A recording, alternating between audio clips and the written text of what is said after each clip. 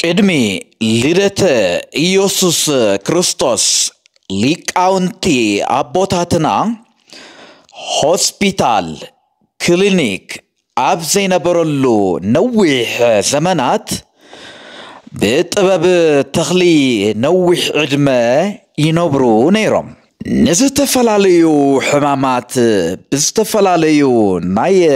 ጥበብ ተኽልታት ይሕከሙ ነይሮም ፍልጠት ትራዲሽናል ሜዲሲን ክትፈልጡ ክትመራመሩ ይግባእ ምክንያቱ እቲ ዛዕበ ናይ አኽሱማውያን ሃፍቲ ሓይሊ ህያብ ጥበብ ፍልስፍና እዩ ከምኡውን ጥዕና ይምልስን ንወለደታት ይከላኸል እዩ ኣብ አኽሱም ዝነብሩ አቦታትና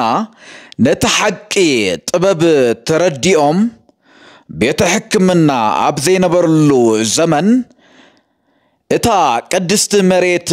ብዝዓደለቶም ናብ ርሕቕ ቦታ ከይከዱ ገንዘቦም ወጪ ከይገበሩ ኣብ ከባቢኦም ብዝበቕሉ ዋጋኦም ልዕሊ ወርቂ ዝኾኑ ናይ ጥበብ ተኽሊ እንዳተጠቐሙ ፍሉጣት ሓኻይም ነይሮም እዚ ሓቀኛ ታሪክ እውን ኣብቲ ህያው መጽሐፍቶም ተመዝጊቦም ይርከቡ ገጽ ገንጽልኩም አንብቡ ወይ ኣብ ዩቱብ ቻነልና ቤተ ዛዮን ሚዲያ አብኡ ተዘርጊሑ ስለዘሎ ጥበብ ተመሃሩ ተመራመሩ ከምውን ጥዕናኹም ሓሉ ክሳብ ዕድመ ትጸግብዋ ክትነብሩ ትኽእሉ ኢኹም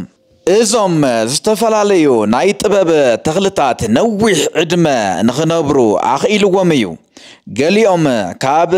150 ክሳብ 250 ዓመትን ልዕሊኡን ይበጽሑ ነይሮም ነዚ ፍልጠት እዚ ምርሳዕ ርስትና ታሪኽና ባህልና ምሕዳግ ማለት እዩ ጥበብ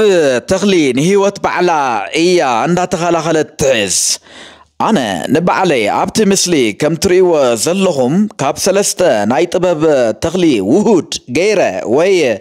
ሚክስ ገይረ ከም ጁስ ዓይነት ይሰተ ኣለኹ እቲ ቀዳማይ ናይ ጥበብ ተኽሊ ሰይና እዩ እቲ ካልኣይ ድማ ጉዋባ ወይ ከዓ ቆጽሊ ዘይቱን እዩ እቲ ሳልሳዋይ ኣብ አኽሱም ዘመን መሪር ቆጽሊ እንዳተባሃለ እዩ ዝፍለጥ ነይሩ እዚኦም ኩሎም ኣብቲ ዩቱብ ቻናልና ኢንዲቴይል ስፍሕ ብዝበለ መልክዑ ተገሊጾም ስለዘለዉ ኣብቲ ቤተ ዛዮን ሚዲያ ሙሉእ ትሕዝቶኦም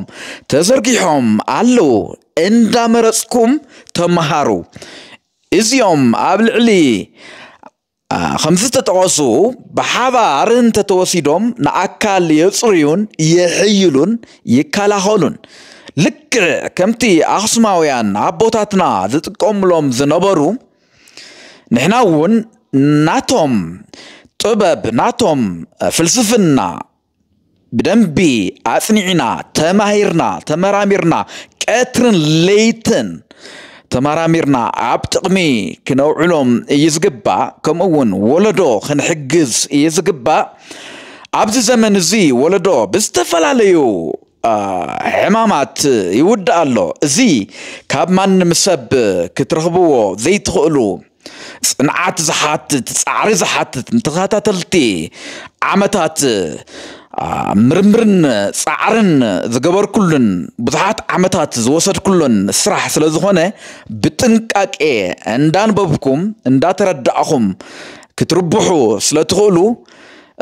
ካሊ ንጥንቃቄ ዝኣክል ናይ ጥበብ ተኽልታት እውን ሓያላት ስለዝኾኑ ክንጥቀመሎም እንተለና ካብ መጠን ንላዕሊ ክኸውን የብሉን ካሊ ናብ ኩሉ ንኽባጻሕ እዚ ትሕዝቶ እዚ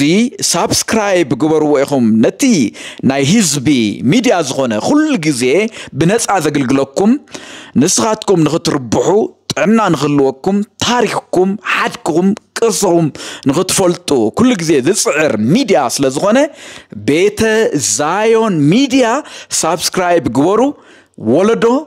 كلوت زغل عمتاتو نواخم سلزبل نتخطاتالي سلزي كنقصل نتخوينا نتاتكم حاجز كل جزء كفلينا يبلون سلزي نبيت زايون ميديا دقفو سابسكرايب جورو بزستفلالي ملك